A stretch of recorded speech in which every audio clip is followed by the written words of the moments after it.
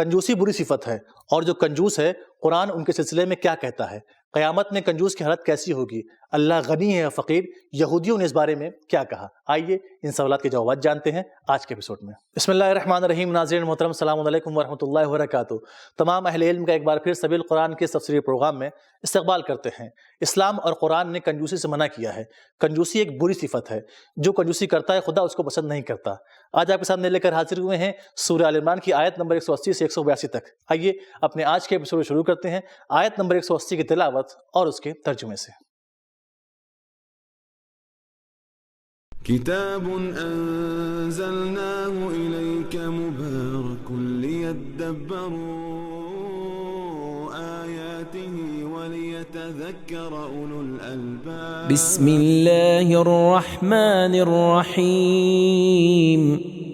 ولا يحسبن الذين يبخلون بما آتاهم الله من فضله هو خيرا لهم بل هو شر لهم سيطوقون ما بخلوا به يوم القيامة ولله ميراث السماوات والأرض واللہ بما تعملون خبیر۔ اور جو لوگ خدا کے عطا کردہ فضل کے بارے میں کنجوسی سے کام لیتے ہیں اور دوسروں پر خرچ نہیں کرتے، وہ ہرگز یہ گمان نہ کریں کہ یہ کنجوسی ان کے حق میں بہتر ہے، بلکہ ان کے لیے بہت برا ہے۔ چنانچہ انہوں نے جو کنجوسی کی ہوگی، قیامت کے دن طوق کی صورت میں ان کے گلے میں ڈالا جائے گا۔ اور آسمانوں اور زمین کی میراث خدا کے ساتھ ہی مخصوص ہے۔ جو کچھ تم انجام دیتے ہو اللہ تعالیٰ اس سے باخبر ہے۔ اللہ رب العزت نے اس آیت میں اپنے خاص بندوں کے لیے کچھ اہم پیغامات رکھے ہیں۔ آئے سن لیتے ہیں ان اہم پیغامات کو بھی۔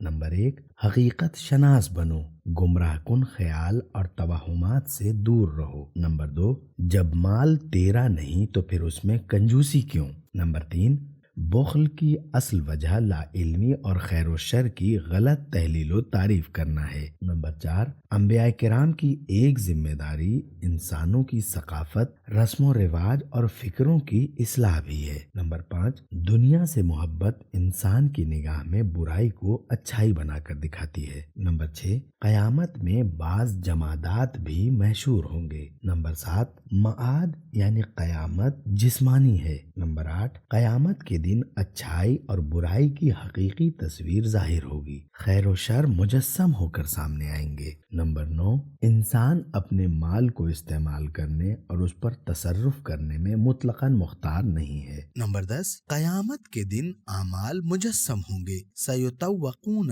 ما بخلوا۔ حدیث میں آیا ہے کہ جو کوئی اپنے مال کی زکوٰۃ ادا نہیں کرے گا، قیامت کے دن اس کا مال سانپ بن کر اس کے گلے میں لٹکے گا اور اس کی گردن میں اسی کی طوق ڈالی جائے گی۔ تفسیر نور الثقلین کافی جلد 3 صفحہ 502۔ نمبر 11، قیامت کے برپا ہونے کا وقت دور نہیں ہے۔ نمبر 12، مال و دولت کا اسیر ہونا قیامت کے دن گرفتاری کا باعث ہے۔ نمبر 13، جس چیز سے دنیا میں محبت کرتے رہے اور بخل کرتے رہے وہی چیز ہمارے لیے عذاب بن کر سامنے آئے گی۔ نمبر 14، اللہ تعالیٰ ایک تو دنیا میں باقی رہنے والی چیزوں کا مالک ہے اور دوسرے ہمارے خرچ کرنے کا محتاج نہیں، جبکہ اس کی راہ میں خرچ کرنا ہماری ہی سعادت کی کنجی ہے۔ نمبر 15، ہر چیز اور ہر کسی کا حقیقی وارث اللہ تعالیٰ ہے۔ ہم خالی ہاتھ آئے تھے اور خالی ہاتھ ہی جائیں گے، تو پھر کنجوسی کس بات کی کریں؟ آئیے اب سنتے ہیں اس ایپیسوڈ کی آخری 2 آیتیں، یعنی سورہ آل عمران کی آیت نمبر 181 اور 182 کی تلاوت اور اس کے ترجمے کو۔ لقد سمع اللہ قول الذین قالوا ان اللہ فقیر ونحن اغنیاء سنكتب ما قالوا وقتلهم الأنبياء بغير حق ونقول ذوقوا عذاب الحريق ذلك بما قدمت أيديكم وأن الله ليس بظلام للعبيد۔ حميد. یقیناً اللہ نے ان لوگوں کی باتوں کو سن لیا ہے جنہوں نے کہا کہ اللہ فقیر ہے اور ہم ثروت مند ہیں. ہم ان کی یہ باتیں بھی اور ان کا انبیاء کو ناحق قتل کرنا بھی لکھ لیں گے اور انہیں کہیں گے کہ جلا دینے والی آگ کے عذاب کو چکھو. اس عذاب کو تمہارے اپنے ہاتھوں نے آگے بھیج دیا ہے اور اللہ تعالیٰ بندوں پر ہرگز ظلم نہیں کرتا. تو ناظرین، آپ نے سورہ آل عمران کی آیت نمبر 181 اور 182 کی تلاوت اور ترجمے کو سنا. آئیے اب جانتے ہیں اس کے اہم نکات کو بھی.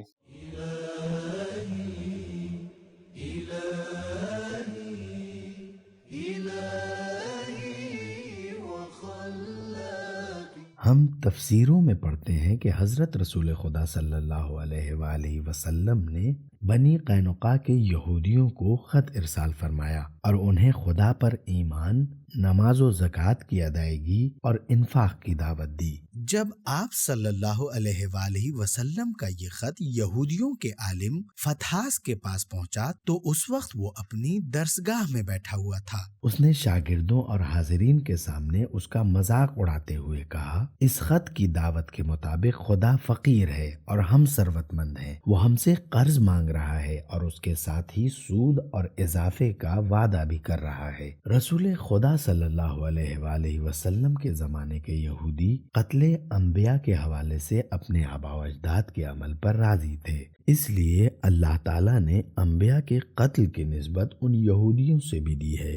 امام باقر علیہ السلام نے فرمایا، جو لوگ امام کو دی جانے والی چیز کی نسبت امام کو فقیر جانتے ہیں وہ ایسے ہی ہیں جن کا ذکر اس آیت میں ہوا ہے کہ ان اللہ فقیر. تفسیر نور الثقلین، بہار، جلد 24، صفحہ 278. خداوند رحمان الرحیم نے اپنے خاص بندوں کے لیے اس آیت میں کچھ اہم پیغامات رکھے ہیں. آئیے سن لیتے ہیں اس اہم پیغامات کو بھی.